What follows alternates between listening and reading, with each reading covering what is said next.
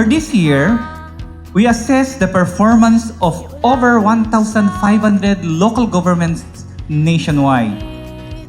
Sa mga minamahal kong Binibini, Ginang at Ginoo, I'm proud to say that you belong to the top 5% of all performing LGUs nationwide. So congratulations for a job well done.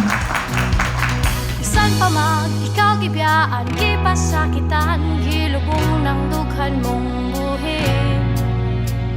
Iskan pa mag, Your hard work and dedication have made this recognition program the best example of the positive impact that can be achieved when we work together. kay dili ka bituon sa ilahang kalangitan, nahimuhang kaanyag wala nakita sa uban.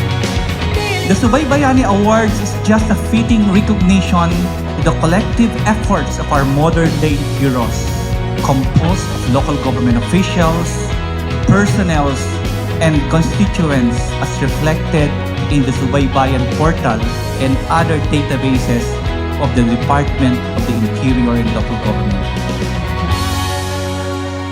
Ikaw ang akong riskong isugalan bisan pa man o delikado. Nabigyan tayo ngayon ng pagkakataong ipagdiwang ang inyong masaganang ani para sa katuparan ng mga ambisyon at pangarap ng bawat Pilipino.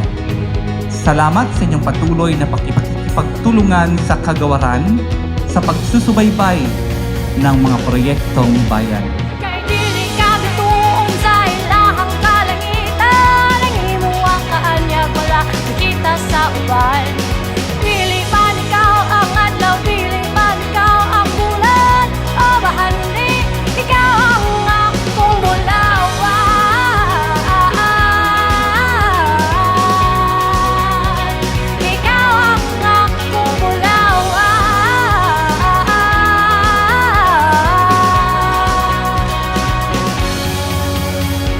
Isanon sa tuman ang iingun sa uban akong paglantaw dili mapa. Let this ceremony be a testament to the power of having good, honest, and committed people in government. Now more than ever, with the challenges that we are facing, the principles of transparency, accountability, and responsiveness are not just mere advocacies. They have to be an imperative.